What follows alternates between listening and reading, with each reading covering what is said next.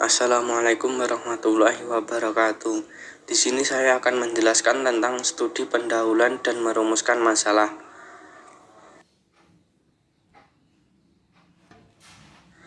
Pengertian studi pendahuluan dan manfaatnya serta cara melakukannya. Studi pendahuluan dilaksanakan untuk memperoleh masukan mengenai objek yang akan diteliti. Pada penelitian perlu adanya rangkaian langkah-langkah yang dilakukan secara terencana dan sistematis guna mendapatkan pemecahan masalah atau mendapatkan jawaban terhadap permasalahan tertentu. Manfaat studi pendahuluan adalah mengetahui dengan pasti apa yang akan diteliti, tahu di mana atau kepada siapa informasi dapat diperoleh, tahu bagaimana cara memperoleh data atau informasi, dapat menentukan cara yang tepat untuk menganalisis data, dan tahu bagaimana harus mengambil kesimpulan serta memanfaatkan hasil.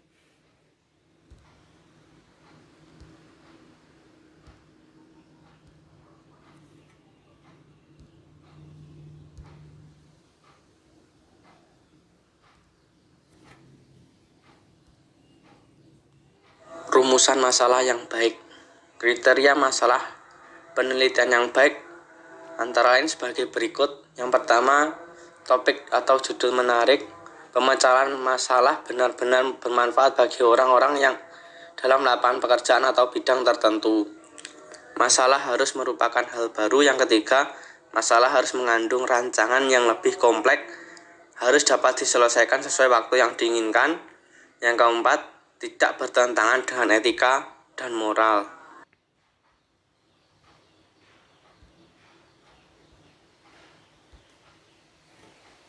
Bentuk-bentuk masalah penelitian adalah sebagai berikut. Adapun bentuk-bentuk dari rumusan masalah dapat dikelompokkan berdasarkan menurut tingkat eksplanasi, level of explanation.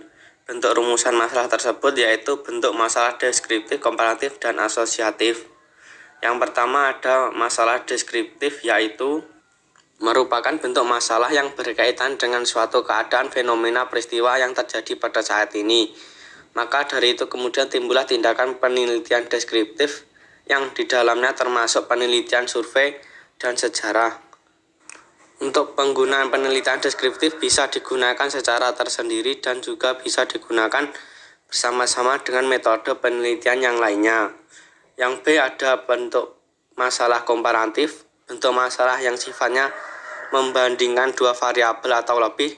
Dari masalah komparatif ini kemudian timbullah tindakan penelitian komparatif. Adapun contoh dari masalah komparatif misalnya, apakah terdapat perbedaan prestasi belajar antara peserta didik yang berasal dari TK dengan non-TK. Yang selanjutnya ada bentuk masalah korelasional. Masalah korelasional merupakan bentuk masalah yang sifatnya menghubungkan dua variabel atau lebih, baik dengan korelasi sejajar maupun dengan korelasi sebab akibat.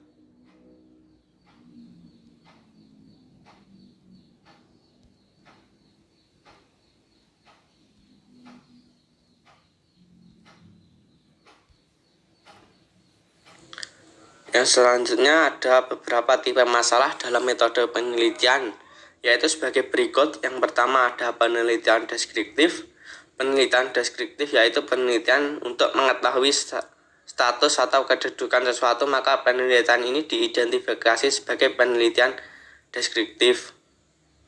Yang kedua ada penelitian kualitatif. Salah satu ciri utama penelitian kualitatif terletak pada fokus penelitian, yaitu kajian secara intensif tentang keadaan tertentu yang berupa kasus atau suatu fenomena.